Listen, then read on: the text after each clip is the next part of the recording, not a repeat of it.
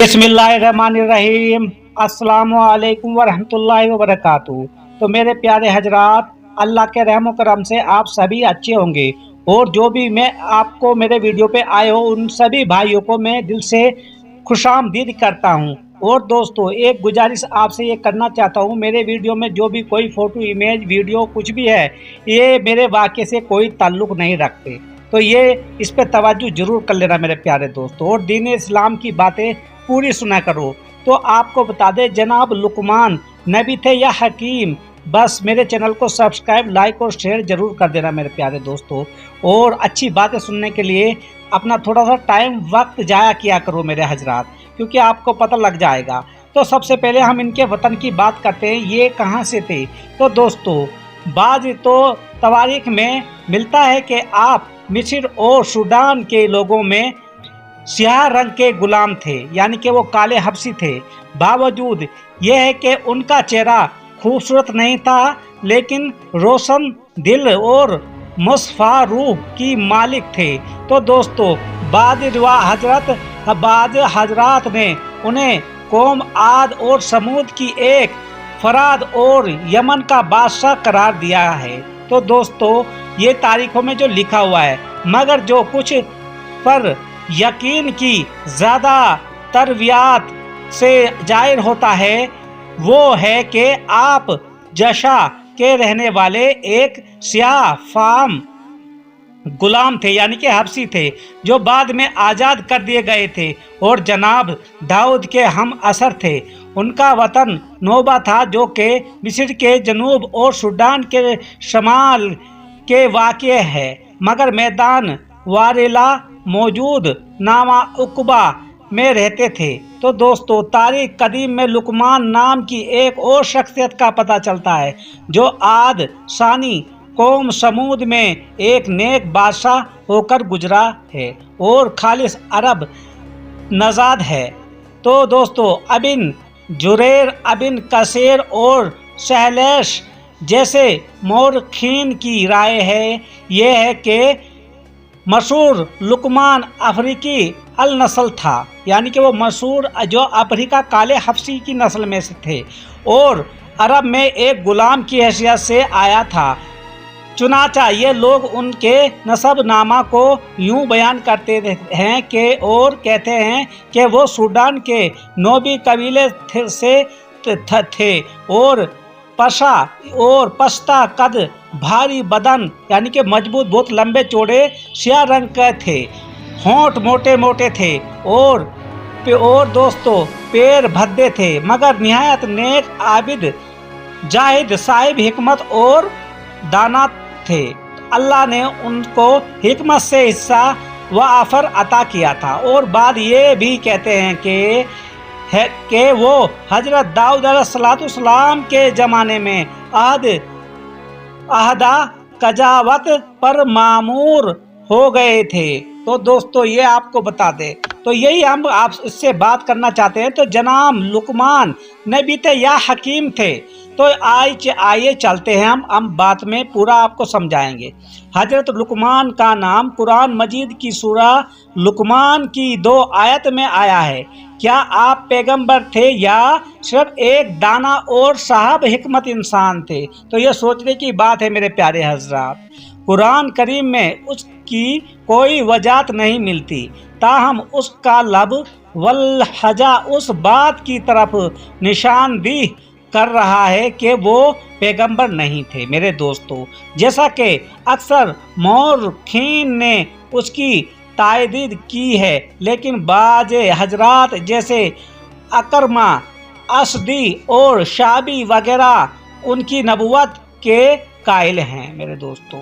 तो दोस्तों, आम तौर पर पैगंबरों के बारे में जो गुफ्तगू होती है उसमें रिसालत, तौहीद की तरफ दावत, शरक और माहौल में मौजूद बेराह रवि से नबरद आजमाई, रिसालत की अदायगी के सिलसिले में किसी किस्म की इजरत का तलब ना करना, नेज उम्मतों को बशारत व अंजार के मसाइल वगैरह देखने में आते हैं, जबकि आपके बारे में ان مسائل میں سے کوئی بھی مسئلہ بیان نہیں ہوا ہے، صرف ان کے 15 نسائی بیان ہوئے ہیں جو اگر یہ خصوصی طور پر تو ان کے فرزند کے لیے ہیں، لیکن ان کا مفہوم عمومی حیثیت کا حامل ہے، اور یہی چیز اس بات پر گواہ ہے کہ وہ حضرت ایک مرد حکیم دانا تھے جو حدیث پیغمبر گرمی سے نکل ہوئی ہے، اس طرح درج ہے۔ تو دوستو، سچ تو یہ ہے کہ لقمان پیغمبر نہیں تھے، بلکہ وہ اللہ کے ایسے بندے تھے جو زیادہ غور فکر کیا کرتے تھے۔ ان کا ایمان یقین اعلیٰ درجے پر فائز تھا، خدا کا دوست رکھتے تھے، خدا کو اپنا دوست بنا کے رکھا تھا دوستو، اور خدا بھی ان کو درست رکھتا تھا، اور اللہ نے انہیں اپنی نعمتوں سے مالا مال کر کے رکھا ہوا تھا دوستو، کر دیا تھا۔ اللہ نے اگر چاہان کو نبوت نہیں عطا، لیکن حکمت و دانائی حصے سے عطا فرمایا تھا میرے دوستو۔ یہی وہ بات ہے میرے پیارے حضرات۔ بغوی نے کہا ہے کہ اس بات پر اتفاق ہے کہ وہ فقیہ اور حکیم تھے، لیکن نبی نہیں تھے۔ ابن کثیر نے فنادا سے اس سلسلے میں ایک عجیب و غریب روایت نقل کی ہے کہ اللہ نے جناب لقمان کو اختیار دیا تھا کہ نبوت لے لو یا حکمت۔ انہوں نے حکمت کو اختیار کیا ہے میرے دوستو۔